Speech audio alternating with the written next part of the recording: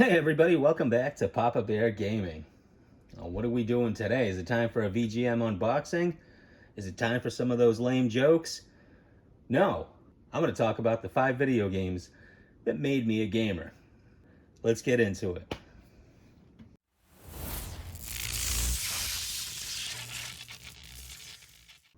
Hey everybody, welcome back. So who are you watching on the TV right now? That is Poor Man's Retro Room.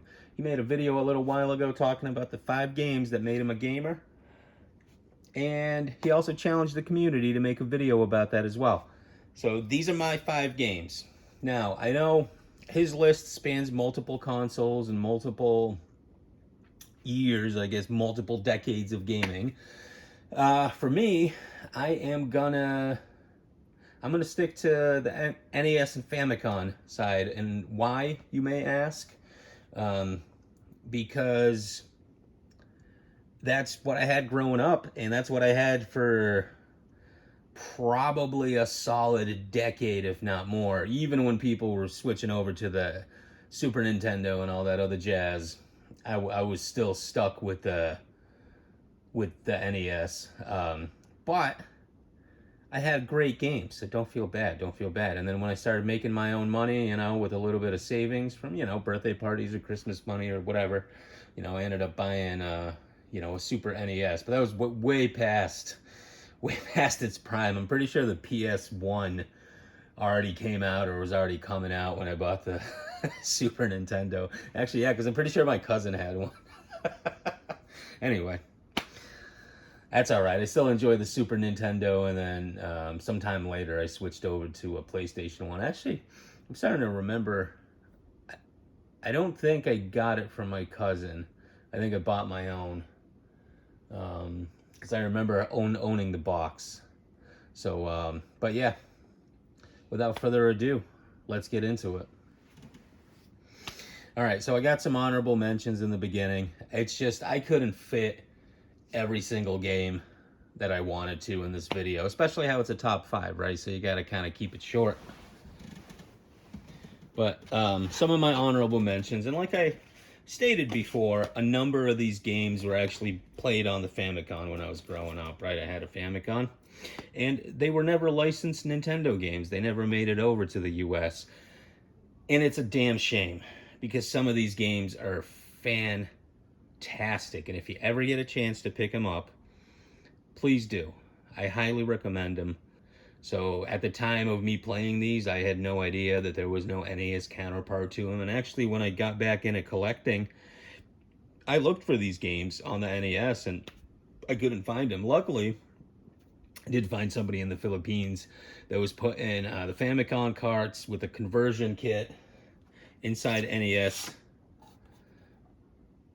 carts, and that's how I got a copy of Battle City. Now again, this isn't a licensed copy of Battle City, but if you haven't played Battle City, the best way I can explain it is you have a map and you drive around. This is a 2-player game, right? But you drive around in tanks, and there are opposing tanks that are trying to essentially destroy an eagle that's at the bottom of the screen. So it's up to you and a buddy of yours, if you're lucky enough to have somebody from the neighborhood that shares the same interests, to protect the eagle. And then as you get, as you move through the levels, it obviously gets progressively harder.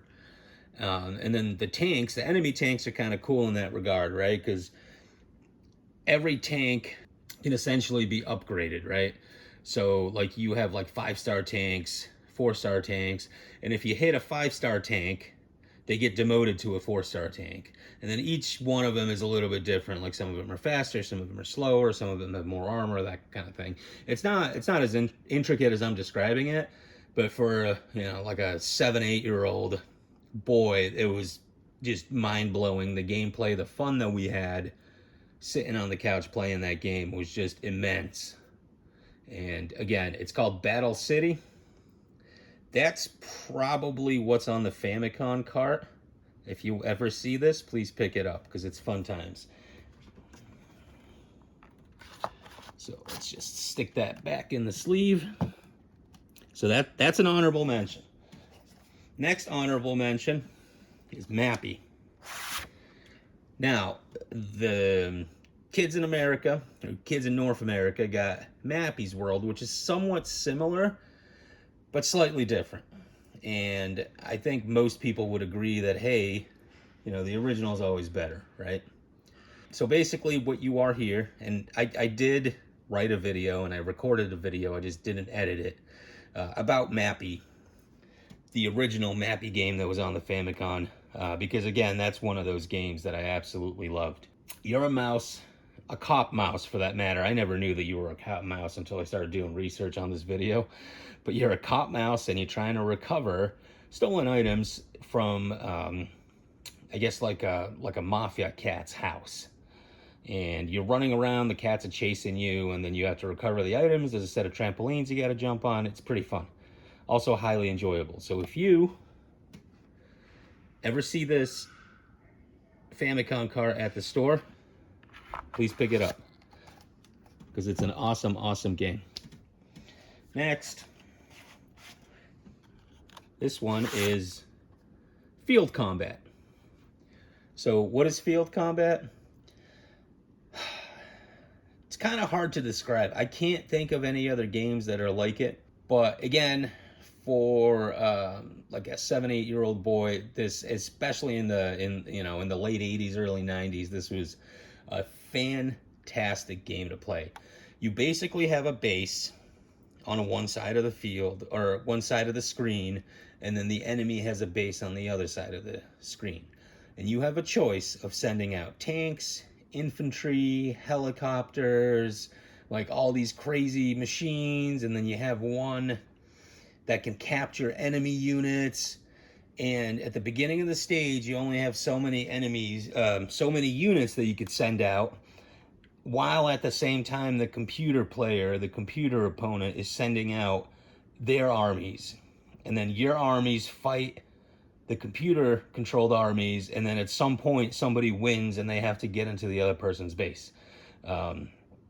Just as a kid, I love this game. I don't know why this game or the other two games that I mentioned never went over to the US markets, but again, it's just such a shame, because these games are fantastic. And I hope the gameplay that I capture is going to do it justice, because it's just so many memories. But again, because none of these games are licensed Nintendo games, they didn't make it on my list. I actually do have one other honorable mention, and it was a tough one. I pulled off so many games off the shelf, and unfortunately, I'm going to have to not put Contra on that list, as much as my heart aches right now, because this was one of those games where me and a friend would just play habitually every day after school, and just continuously just beat the levels, beat the levels, beat the levels. I think at some point we even got a hold of the Konami code, because I remember we kept using it to get extra lives. And it's just, those are some good times. Some good times. But the reason why I took this game off was because there was already somewhat of a similar game on there. Not exactly like a run and gun, but you'll kind of understand the theme when I get to the end of the video. But again, fantastic game. There's not much more I need to say about Contra that hasn't been said already. I think everybody knows about Contra. All right. Now, let's get into the meat and potatoes of the games that made me a gamer. Now, none of these are Famicom games, but I guess starting number one is gonna be Super Mario Brothers and Duck Hunt. And why is this game on the list of games that made me a gamer? Because this was the packing game with the Nintendo. So you cannot leave this game off. If you got a Nintendo, this is the first game you put in. And if your experiences are anything like mine, you just absolutely loved it. You played and played, and then when you got tired of Mario, you put on Duck Hunt, which was a completely different game. And it was freaking amazing. So if you had great memories playing this packing game as a kid, please leave a comment below, because it is incredible that they nailed such a good game and put it in as a packing with the console. Just 10 out of 10. Mwah. All right, so let's put that game back. Second game is a game that I used to play with my friends. And again, you're going to see a theme with a lot of these games. But Chippendale Rescue Rangers. And if you watched my pickups video, this is a recent pickup. And I got to play this again for the first time in I don't know how many years now. And I absolutely forgot what a well-polished game this is. I mean, just the character sprites, their little funny, quirky things that they do. They can hide in boxes and you can see their eyes. Just the sprites are so well done. It blows my mind. It really does. It's mind-boggling how you have a game like Chippendale Rescue Rangers on the NES at the same time as just like hot garbage. Like, they really put a lot of time and effort into this, and it shows. And that's why this game is one of those games that made me a gamer, for sure. The time with friends I spent on the couch, plus I think the cartoon was still brand new, relatively brand new. Everybody was watching the cartoon, everybody was playing the game. Like, it was a great time to be alive. Chippendale Rescue Rangers. If you haven't played it, I'm sure you did, but if you haven't played it, give it a go. It is such a worthwhile game. It gets a little tricky, it gets a little hard, but it's a well-made game, well-designed. It's not so hard where, you know, it's just not fun to play. It's just hard enough where it challenges you and you want to continue playing. But definitely check this one out. Okay, next one.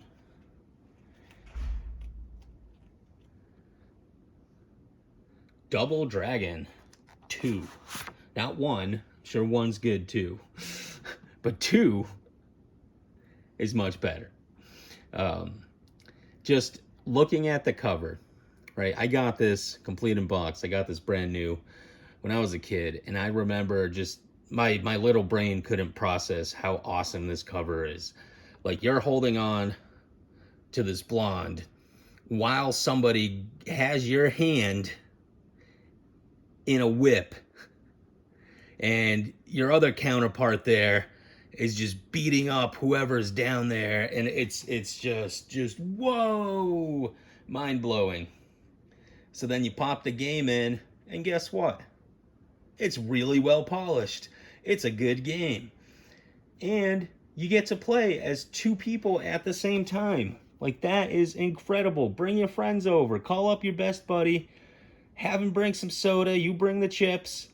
Boom. Hours and hours of fun. And this is one of those games, just like Contra, that we would just, after school, we'd meet up at my house and we beat the game. Like, over and over and over again, because it was just so much fun playing it. It's just brings so much nostalgia.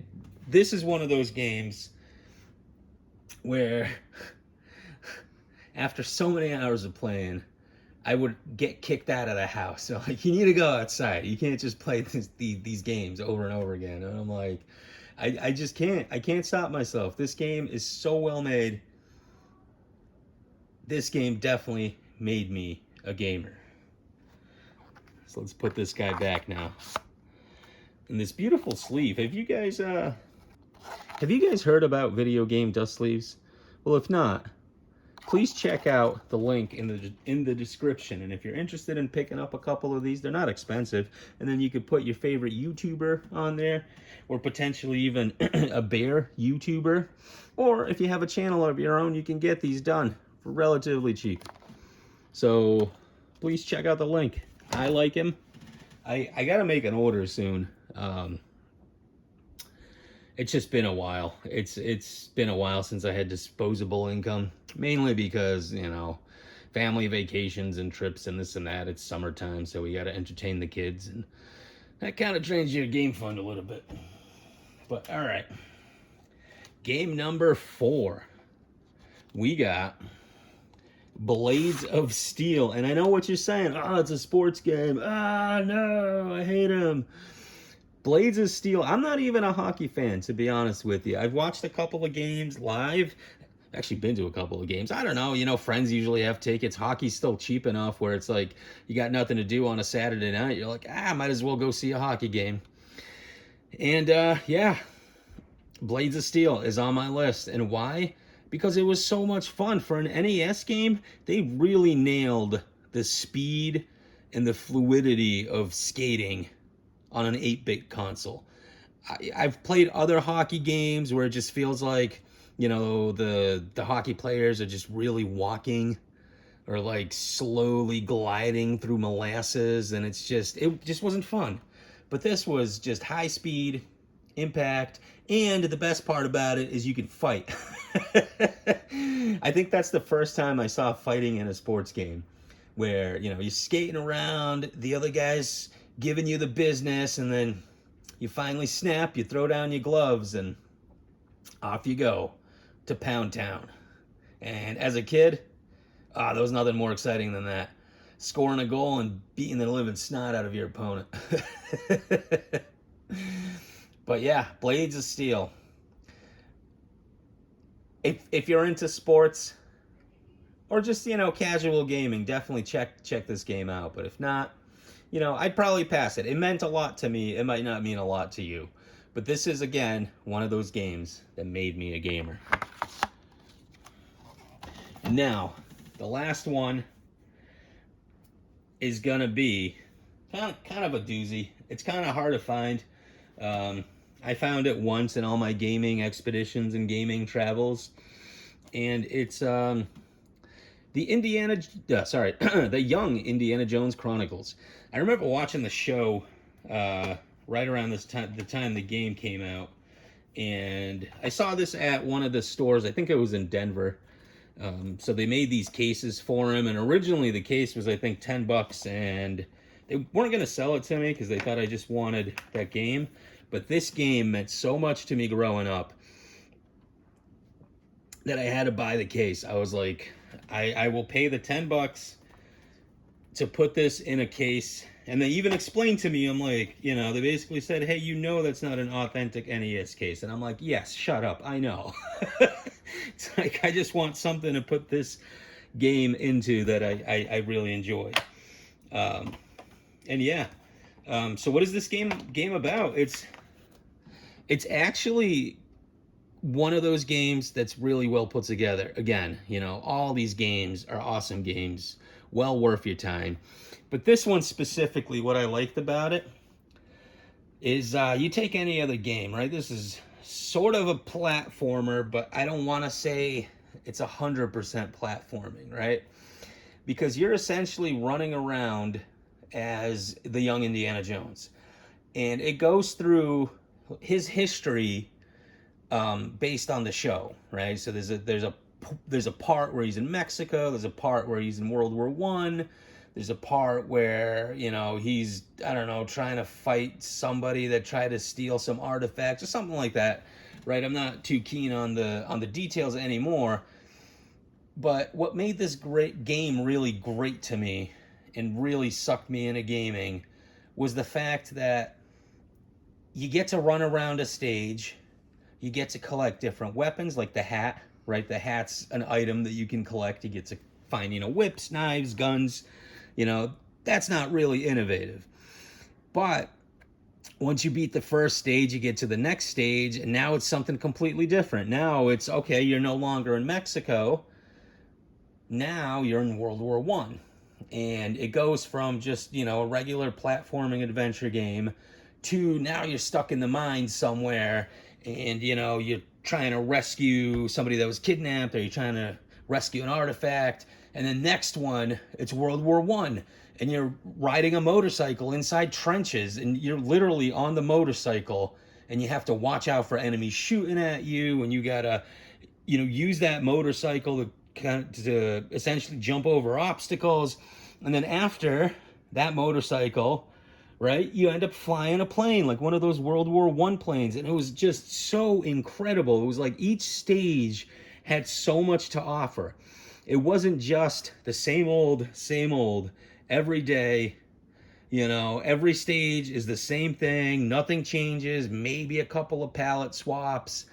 But I mean, just incredible. As a kid, this game blew my mind. I actually got this game from a friend of mine. It was actually on the Famicom, right? But I'm adding this into the list because this is an actual licensed game that you can get on the NES. And I was mad that I had to give it back because we agreed to swap some games out for a couple of days, and I got so hooked on this game. I mean, it might as well have been laced with some drugs or something because I could not put the game down. And after I gave the game back, because I'm a good person, or at least I like to think I'm a good person. I have my demons, but I fight them. I ran to the store and I tried to find a copy of it. And luckily I did. I found a copy of the Young Indiana Jones Chronicles, and just awesome. I loved it. I love it, love it, love it. I don't remember if I beat the game. I don't have any memories of completing the game, but there is a possibility that I might have finished it. And actually, if you look at it, you can see the motorcycle stage is on the back. You see young Indiana Jones on the motorcycle. I'm sure I'll find some footage, or if I get to that stage, I'll record it myself of me playing the motorcycle stage. But these are the 5 games that made me a gamer. What are your 5 games? And if you enjoyed this video, like, comment, subscribe. Thank you everybody that's been watching. We're almost at 300 subs, and honestly, that means a lot to me. I appreciate it. Let's keep it going. The more the merrier. The bigger the fan base, the more fun we'll have. All right. Take care, everybody.